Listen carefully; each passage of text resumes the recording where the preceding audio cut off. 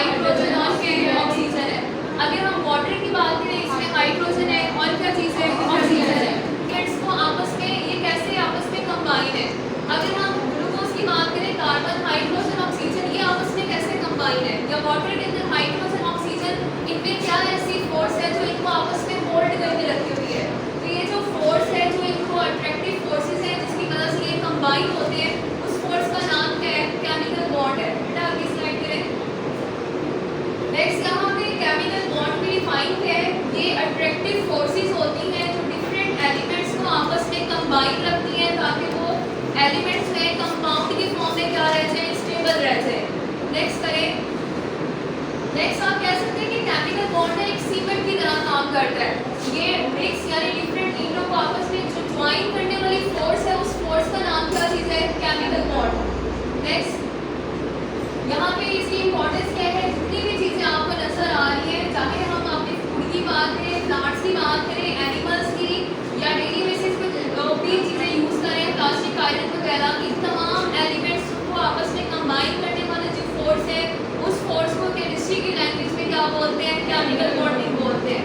Next हमारे पास chemical bonding की ना 3 टाइप्स हैं। एक आपके पास है आयोनिक बॉन्ड, एक आपके पास है कोवलेंट बॉन्ड, एक नेक्स्ट आपके पास क्या चीज़ है, मेटालिक बॉन्ड है। इसके अलावा कोवलेंट बॉन्ड के साथ साथ हम कोऑर्डिनेट कोवलेंट बॉन्ड की भी बात करते हैं। सबसे पहले हम बात करेंगे आयोनिक बॉन्ड। आयोनिक बॉन्ड पाया जाता है दो, इसमें एक मेटल है और नॉन मेटल है। वो तमाम एलिमेंट्स जो कि इलेक्ट्रॉन को लूज करते हैं, जो अपना इलेक्ट्रॉन किसी को दे देते हैं, वो मेटल्स कहलाते हैं, और जो एलिमेंट इलेक्ट्रॉन गेन करते हैं वो क्या कहलाते हैं, नॉन मेटल। यानी इसमें एक एलिमेंट अच्छा इलेक्ट्रॉन लूजर होगा तो दूसरा एलिमेंट अच्छा इलेक्ट्रॉन क्या होगा, एक्सेप्टर होगा। हम सिर्फ आज इसी की बात करेंगे, हम इसी की डिटेल देखेंगे। बेटा नेक्स्ट करें। अब नेक्स्ट है कि एटम्स आखिर केमिकल बॉन्ड क्यों बनाता है। एटम को वैसे क्या जरूरत पड़ी है कि वो दूसरों के साथ बॉन्ड बनाए। दुनिया में हर चीज़ क्या होना चाहती है, स्टेबल होना चाहती है। हम लोग पढ़ रहे हैं, ठीक है, हम लोग क्या करना चाहते हैं, स्टेबल होना चाहते हैं ताकि अच्छी जॉब्स मिल जाए। इसी तरीके से एटम्स क्या करेंगे, अपने आप को स्टेबलाइज करने की कोशिश करेंगे। अब जहाँ पे जब स्टेबलाइज होते हैं तो एटम को कुछ ना कुछ काम करना पड़ता है। कभी वो इलेक्ट्रॉन लूज कर रहे होते हैं तो कभी क्या कर रहे होते हैं, एक्सेप्ट कर रहे होते हैं। अब यहाँ पे अगर हम सोडियम की बात करें, यहाँ पे सोडियम का जो इसका टोटल नंबर है 11 इलेक्ट्रॉन होते हैं इसमें।